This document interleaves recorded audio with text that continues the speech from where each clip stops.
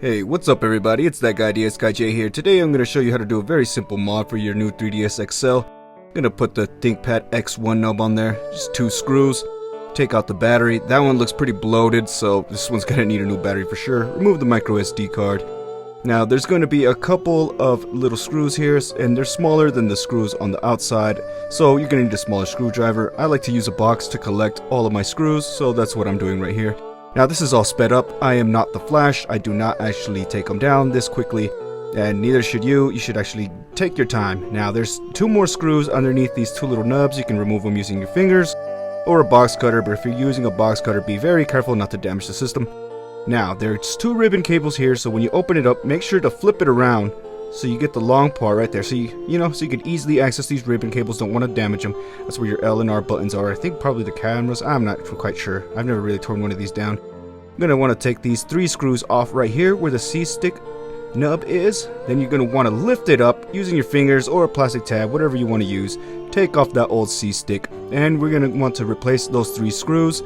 Alright, now this is the same screwdriver that we use for those smaller metal screws on the outside under the plate, so you can go ahead and use the same screwdriver that you use for those smaller ones.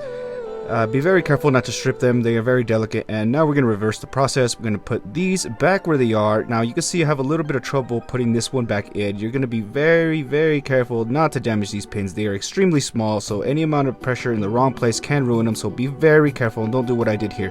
Alright, alright, now put this back together. Make sure you put it on the right way, putting it in the charger side first, so then it snaps over the auxiliary ports. Now we're going to go ahead and put these back how they go. Careful not to drop or lose any of these screws. Alright, we're going to put those back in, put those nubs back on, and we're going to put the remainder of these screws. Once you got all of those on there, we're going to want to replace the battery and the micro SD card. But this battery is pretty blown up. I'm going to suggest to the owner of this new 3DS XL to go ahead and get that battery replaced, because that is bad. Look how bloated. Okay, anyways, we're going to put it back in and go ahead and snap it back on.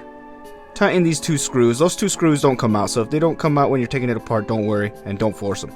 Okay, we're going to grab our nub now that everything's put back together. Alright, you see that? Now you just put it on the top, line up the square with that nub right there. Make sure it's all the way down. Okay. Now this 3DS XL I guess hasn't been used in a while, so we're going to charge it. I do not recommend that you charge a bloated battery like that, so we're not going to leave it for too long. We only left it for about a minute, 2 minutes, and it finally turned on. So let's go ahead and turn it on and test the snub. It looks pretty good. It looks pretty nice. It's almost flush with the 3DS, but not quite. There's still a little bit of room there. Looks like it's lower than the buttons as well, so you're not going to get like any nasty taps. So here we go, trying it out, and it looks like it's working just fine.